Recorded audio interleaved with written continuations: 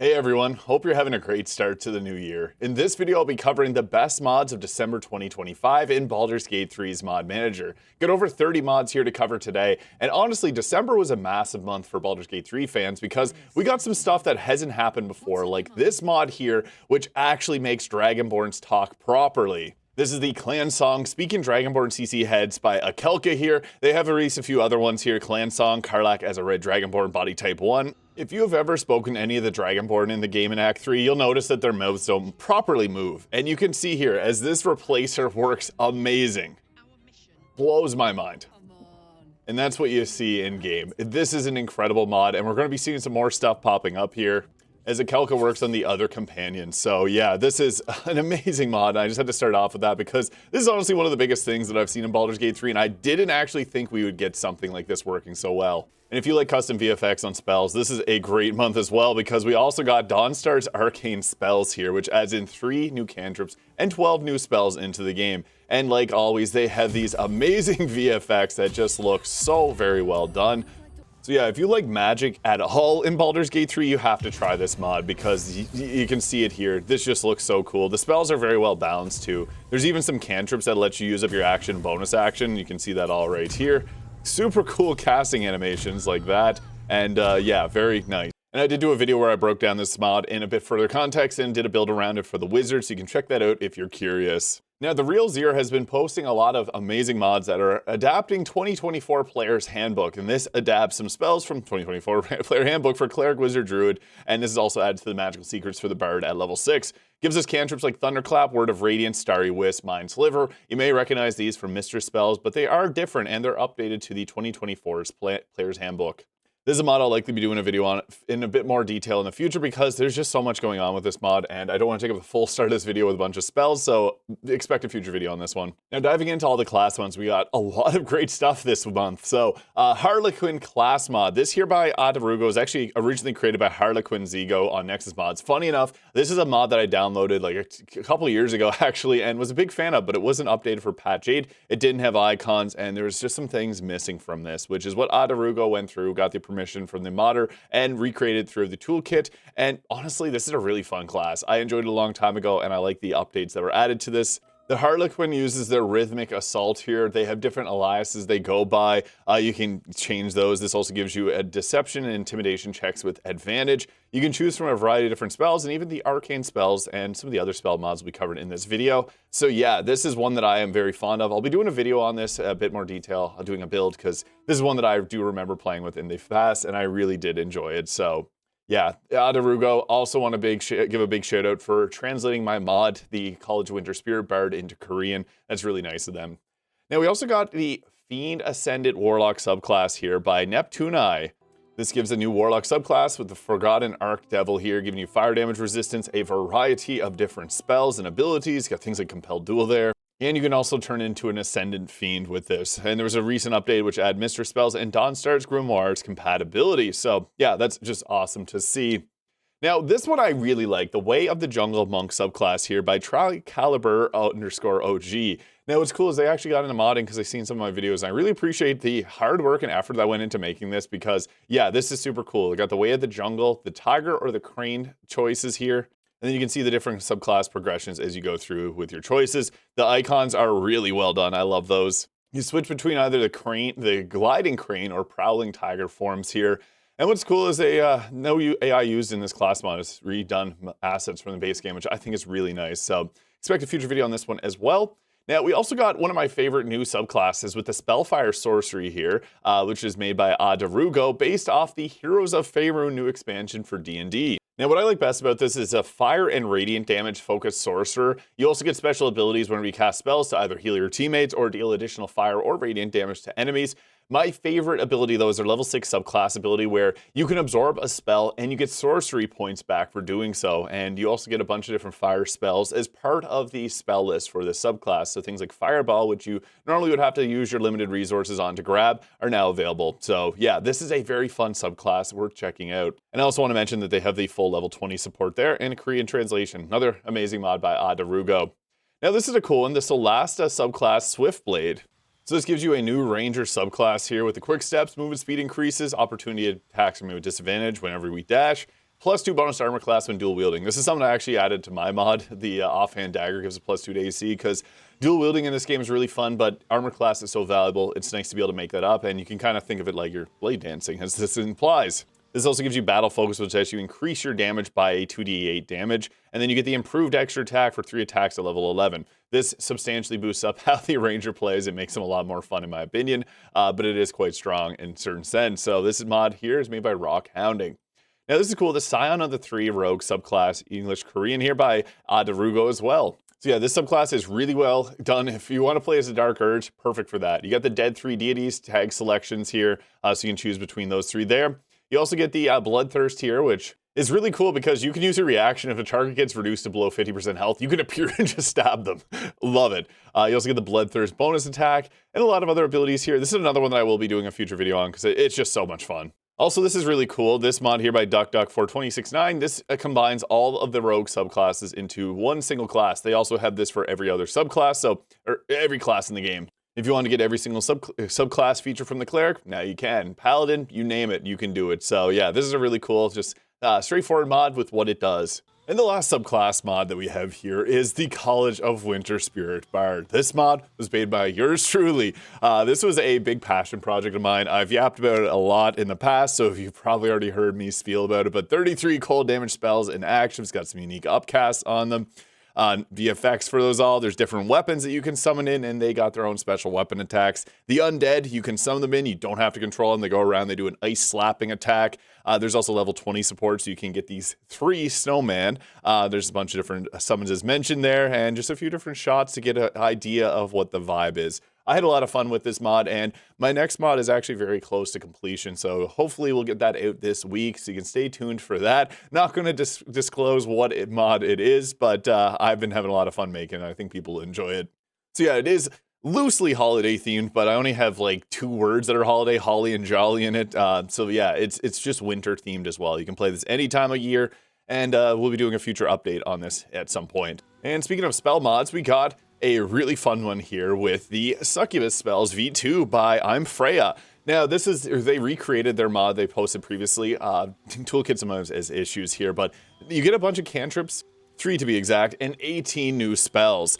This is a really fun and well done mod that I'll just go quickly through these. I covered it a couple times in the past here. I did a best new spells mod video here, but I get your charming armor there, which adds your armor class of 13 plus charisma modifier. I really like that, kind of like mage armor for charisma characters. Luring Kiss, Passion Missile, Whiplash. I like this one's a large area of effect attack. Alluring Illusion, Blinding Beauty, Draining Kiss, Lust Ray, Summon Hellhound, Abyssal Whip, Love Shackles, Enchanted Fog, Seduce, Summon Giant Tentacle, Dream Eater, Transmit Disease, and Soul Siphon. Oh, and also Tormented Desire. So yeah, really fun. I'll likely be doing a build on this as well because they add so much new flavor to the game, and they updated this because they wanted to be able to add this to the Warlock spell list. So yeah, I can confirm that this does appear for a lot of different subclasses and classes in Baldur's Gate 3, and I even had it show up for my mod in the Magical Secrets. So cool stuff. Now, if you like blade cantrips, this one here, the Homebrew Blade Cantrips by ZX10RX is fantastic. You may know that name, I say it a lot. The Mindweaver class mod, one of the most downloaded class mods in Baldur's Gate 3. They also got these Sword Dancers of Hylistrai here. This one adds in a number of different cantrips based around different elemental damages. So no longer do you have to stick with just Booming Blade. You now have Static Blade, dealing shock damage and it'll chain around to multiple enemies. Blue Frost Blade, reaction, or the target user reaction or a bonus action takes a 1d8 of cold damage. That's pretty fun, giving a little extra damage. It's kind of like Booming Blade in a sense. Virulent Blade, which gives the target disadvantage on its next attack. This one here, which gives temporary health points, and if they break, then you deal a 1d4 of force damage in an area of effect. Cerebral Blade is really cool here. So Booming Blade triggers if you move. This one triggers if you cast a spell. And then the Decaying Blade here, which can give a free cast of Shared Decay, which deals a 1d8 of necrotic damage in both the killer a target, unless you end up taking out the target. So pretty cool stuff there. I really like any type of new weapon type spells. Now, this is a cool one. The Best in Party Skills by I'm Syoko. This is basically when you go into a dialogue roll, whoever has the highest stat is going to boost up the overall roll. So if you are playing a wizard and you have a low charisma score and you need a charisma boost, it's going to give you something like the assistance here. So I guess a better example would be like if you're not a sleight of hand character and you're doing a check for that, and you have Astarion who is, it's going to give you a boost equal to what their stat would be. So you don't have to switch characters. just simple quality of life. Like, if you play the game a lot, you're going to know who you need to swap to. This just saves time, and that's what modding is all about, so definitely worth checking out.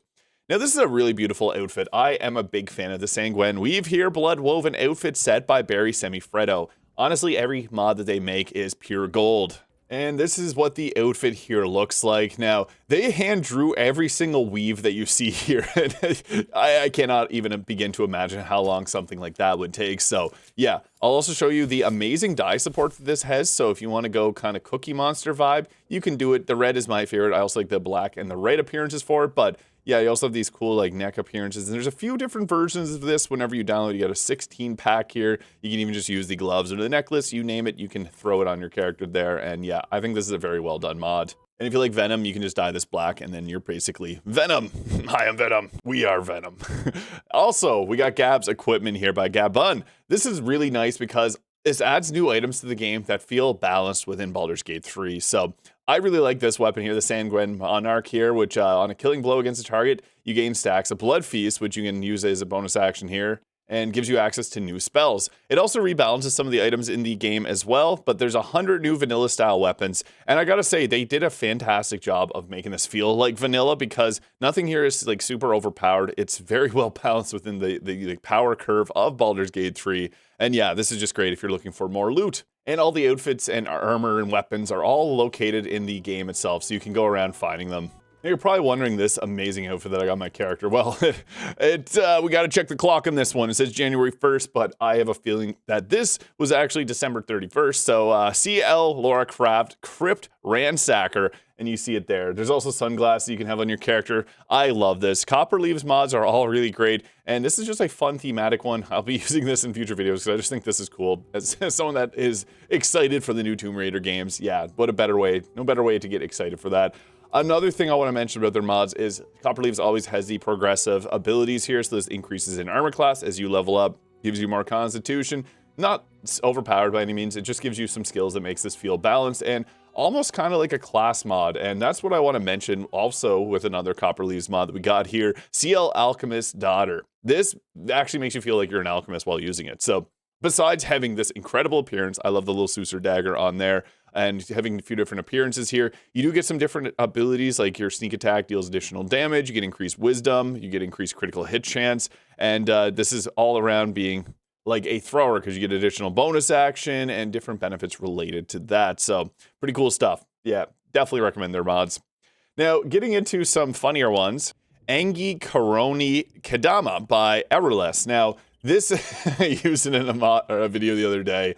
I love it. I don't know what this is. I was calling it the taco cat dog. I'm not too sure. Someone told me that it's a VTuber thing, but I love it. I think this is super cool. So yeah, Angy, Korone, Kedama. Also by Everless, we got the Cazadora outfits here, which look really nice. So you can just see what these here look like. And Shadowheart has this outfit on. So yeah, here's what they look like. It does come with a variety of different ones. This one here is called Mommy. So yeah, that's something. And there's also the leather and denim there, the Cazadora alternative clothes. I think this is nice and worth checking out. We also got their Hololive at Home by Everless here, and this offers some camp clothing that I think looks really nice. So that's what we got going on here on our character. Very nice looking outfit, and then Shadowheart as well has got one too. So yeah, just some nice new outfits for Baldur's Gate 3 made by Everless here. Now this is a fun one, the Shield of the Hidden Lord by For Kira May. This one was made for DD Whale, and the shield itself just looks awesome here. So that's what we got going on here. You get the idea of it. A nice big gold shield. It kind of looks similar in tone to like the Viconia's Walking Fortress. This also comes with the ability to cast Fireball, Wall of Fire, Aura of Terra, which gives targets disadvantage on attacks and saving throws while in your oppressive presence in 3-meter radius. Yeah, I think this shield is awesome. They also released a number of different mods here. I also want to highlight the Akadi's Multi-Bolt. This one was also made for DD Whale. And what's cool about this, you get this here, which is originally damaged, and then what you can do is actually repair it and make it stronger again. Also, it fires these special buy bolts here, so they're heavier rounds and they'd shoot twice. What's also fun is you can infuse it with any elemental damage types. So if you want to do force, fire, you name it. And then there's also different arrows which you can shoot multiple targets with that do different types of things. This can also get upgraded, so you can find these items in the world and then upgrade this to make it an even more powerful version of it. And then we also got the attuned infernal alloy here, which even lets you upgrade it to its max strength, and then it becomes a very rare weapon. So yeah, definitely recommend checking out Akadi's multi-bolt. Next up is the Armories of the Allegiant here by Francis N934757. I love this because it adds in so many different suits, armor sets into Baldur's Gate 3, and these are also well balanced as well. So now you can do the Flaming Fist monk robes, mage robes, leather, scale mail, all the above. You got the guild armors here, which are cool if you like Nine Fingers. Here's the Clan Iron Hand outfits, and then the Clan Flame Shade. It's great, and they have some other mods that are on Nexus as well, so maybe we'll see more of these come over to Mod.io into the new year. Yeah, this keeps going and going, so let's go through all of these here. House Shar, yeah, there's a lot going on with this mod. I think this is a fantastic one. It's 300 plus items. I'm not going to go through all of them because this would take up the whole video, but it's very well done. Now, speaking of Forkir May, no unlimited arrows. This is super cool because now in Baldur's Gate 3, you can play with this mod and you have to do a bit of resource management. So you got to find the arrows, which are dropped from creatures. You can pick them up and purchase them. So it's kind of reminiscent of Baldur's Gate 1 and 2. And yeah, it just gives the bow a requirement of having an arrow. And actually a cool way of doing it, so it reduces the count as you fire. Fun stuff, love it. Traveler Backpacks here by Eladwin. This is a cool one. This is released on the New Year's Eve. I like the backpacks. I like the one with the little healing potion here. I've covered this in the Best Mods of the Week video last week, so you've probably seen this one somewhat recently, and I think this is really nice. I'm all for different things, because cloaks in this game just don't feel right, and we carry a lot of junk around, so now you can feel a bit more lore appropriate. This is cool, the Better Hotbar XR by Ziphius Rex. So this is an updated version of the Better Hotbar Volva's version, which is based off of the Better Hotbar 2. This is one that I use. I really like the Better Hotbar 2. The major changes on this mod is it adds the spell save DC little section here, and then it's more categorized, it has a black bar there. I like it. I unfortunately couldn't get it to work properly, but everything I've seen from this is nice. Also, we got the Solo Leveling Daggers Progressive Weapons here by Scurvy. Now, I know a lot of people really enjoy solo leveling, and this mod is perfect for fans of that. So you got the Venom Fang, Baruka's Dagger. Sorry if I'm saying these things wrong. I've not watched a whole lot of solo leveling. I do like Alex Lee, the voice actor for Sung Jin Woo, Chemish Wrath, and the gold version of it. So yeah, these weapons are very well done. You know from Scurvy's work, they are going to put out something very high quality, and they delivered once again with this amazing mod. And we also got, this one's really funny, the Club of Disapproval by Carter1Bot. So yeah, you get a weapon that you can whack people with, and it just has Astarion's face disproving. It's funny, and yeah, if you want to be able to beat people up with that, this is the weapon to do it with. If you're a big fan of Astarion, it's great. We also got another Posy Libre mod here this month with the Posy Libre's whimsical hair colors.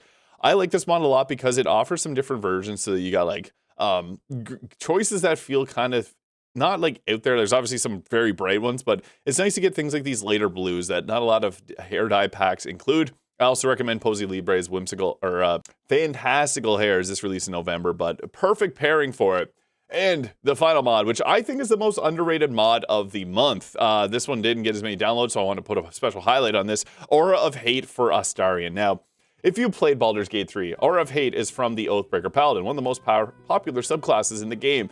The thing is, most people don't understand how it works. I get comments all the time talking about Aura of Hate. It's not as good as you think it is. Aura of Hate applies to weapon attacks that undead make. They don't make weapon attacks. The undead in this game all do unarmed attacks, so they don't benefit from Aura of Hate.